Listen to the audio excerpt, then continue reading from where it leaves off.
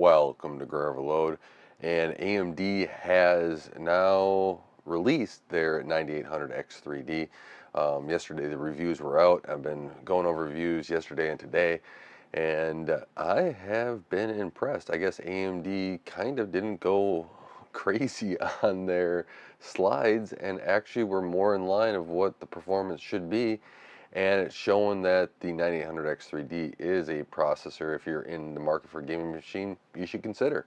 It's not, it's an 8-core, 16-thread processor with a 3D cache, so it's not going to be your, workhorse if you're, doing video editing, coding, all that other stuff. You need a lot of cores, modeling, etc. But if you're in the gaming market, this is a good option for you. Now, this CPU does come with a few changes, right? It's overclockable now. Better cooling, it seems like, on it, because they moved the cache to underneath the core complex where your cores are. And so the cores are closer to the heat spreader, which gets the heat out faster. AMD was able to make that change. And there's been other people that talk about that too. Maybe, that could be a video for a different day going into those differences. But I'm impressed with the changes that they made, and then seeing the performance out of this. You're getting more of that 10% range, depending upon what your games you're looking at. Some of them are pretty close to where they were, but it's it's interesting to see the jump you get with the 3D cache on Zen 5. Now, there could be optimization still needed in software, maybe even it's Windows, maybe it's some of the hardware side stuff that are gaining all these performance increases.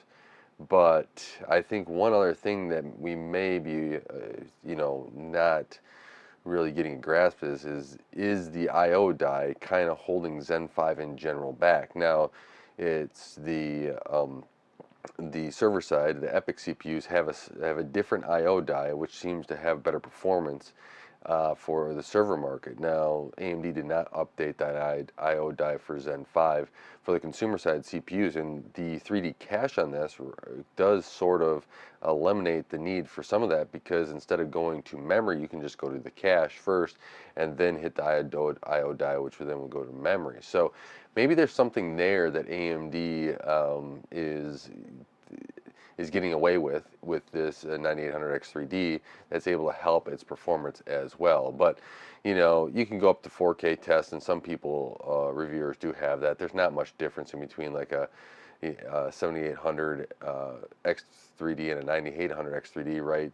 Tech Power Up has it about a percentage point, if that, for 4K differences in gaming. But the big thing is if you're going to CPU bottleneck games, right, where you're bottlenecking the CPU, I should say, where that's where you're seeing at 1080p, right? You're seeing that 5 to 12% ish area, depending upon which reviewers you see and what games are tested, and that is a impressive feat. Now, you do have some outliers outside of that as well, but the it's impressive that AMD is able to come out with something at least seems more generational, more a little bit of an uplift, and something to maybe even consider over like the 7800 X3D, depending upon the price, right? That's I'm glad to finally see that. Now, maybe I'm just, we've just had horrible reviews from AMD on the 9000 series before, and then Intel decided to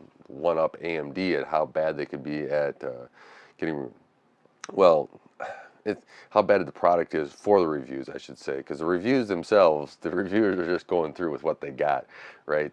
These products were underperforming in every level possible.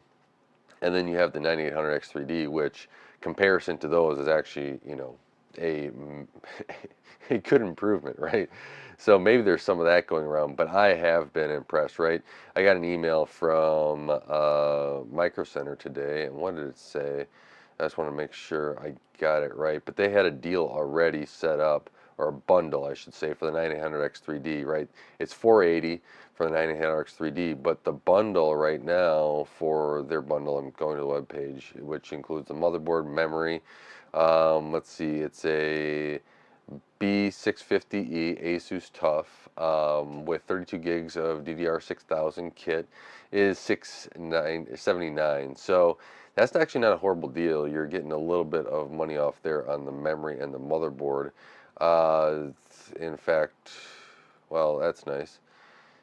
This is already sold out at the Micro Center that I would probably go to, which, granted, if I'm going to a Micro Center, it's a day trip for me, right? It's not a short little short ways away. So the 7800X3D with the same motherboard bundle, or no, never mind, slightly better motherboard. It's got an Asus Strix B650A.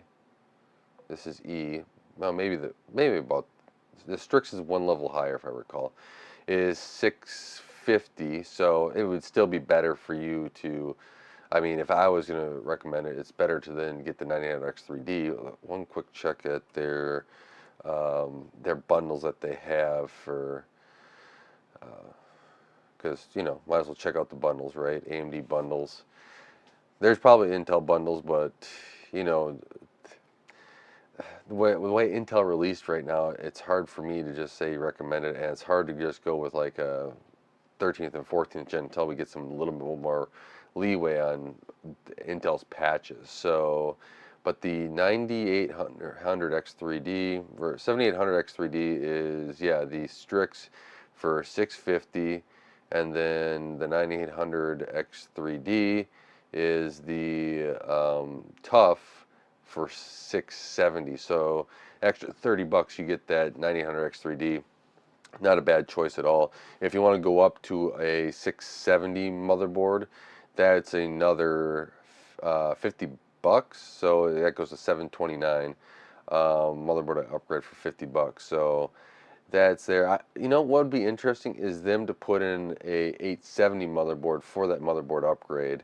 Looks like though on some of those they're going for like $100 if you look for the 90 the 79 90 the 7950 X3D, or yeah, X3D. So that's just something to keep in mind there going through. But this processor, if you're on the 7800 X3D, I'm not looking, I would not be looking to upgrade unless you have the extra money and you want that little extra performance. Update here. Granted, if you want to overclock your processor and you're on the 7800 and you have the extra money, then that makes sense, right? Maybe you want to tinker with it and be able to squeeze out some more performance. It looks like that you can get that extra performance at the power, but that's if you're overclocking, I'm sure that you're not worried about the power side of things. So, not to mention there, the power is a little bit more than the 7800X3D, but that's kind of, kind of like given basically because you're able to push a little bit more and cool that processor, so you don't have those restrictions, so you can push the power a little bit more. That's what AMD did, and it seems like they got kind of like a good balance there as well. So. Um, I'm actually excited that we have a processor does not suck, and that we can talk about it in a good light. So AMD actually, I'm glad to see in the review and stuff, it was a basic performance and maybe a little bit less, and not be so over promise and under deliver. They kind of just promised and delivered on that promise, which is a good thing. That's what AMD needs to do in their marketing side of things. So I'm glad that they did that. The other, and maybe this is a good thing with, having non-X3D parts out. I mean, even though I think they should have still announced this is 3D, so we know when it was coming out, but it's out today, is that they had some testing to go through, figured out some of the Windows stuff and everything else before the, main feature products are out, the X3Ds. Maybe that is a good idea for AMD to have going forward. There's the AI stuff. If that's something you're doing, there's no NPU in this processor. Maybe AMD will bring that eventually, but that's really the only thing kind of missing if that's something that you're looking for. So impressed with the CPU overall, and I'm glad that we have something positive to talk about. Is this something that you're going to look at and get, or are you just, you already have a gaming PC you're happy with? I know for me, I was sent some parts. I know I'm still on that project. I want to get a 5600 or 5700 X3D throw that together, make a little gaming box, something like that. I'll probably do. And I like to upgrade my main desktop too at some point, but we're all not, I'm not made of money, right? Parts have not came down in price a lot. In fact, the 7800X3D bundles, I just said from Microsoft. When my friend bought it, right after he bought it, a month or so later, it was down to 450, and now we're talking about bundles up in the 600s. So there's a little bit of money increase there.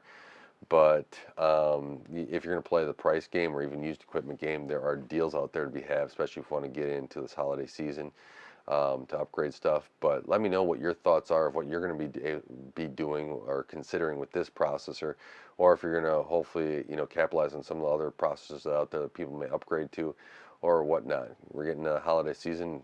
I'm interested in upgrades as well, so hopefully you can benefit from one of these, a deal out there in some way or fashion, because I think that would be pretty cool to get it. I always think you upgrading your rig and everything else, making it more performant, having you have more playtime, more enjoyable time, relaxation time, whatever you want to call it, is a benefit. So with that, thank you so much for watching Gray Overload and help this channel grow. I really do appreciate it. Don't forget to like, share, subscribe, hit that bell icon. It really does help out the channel and watching another one of my videos as well. Until next time, God bless.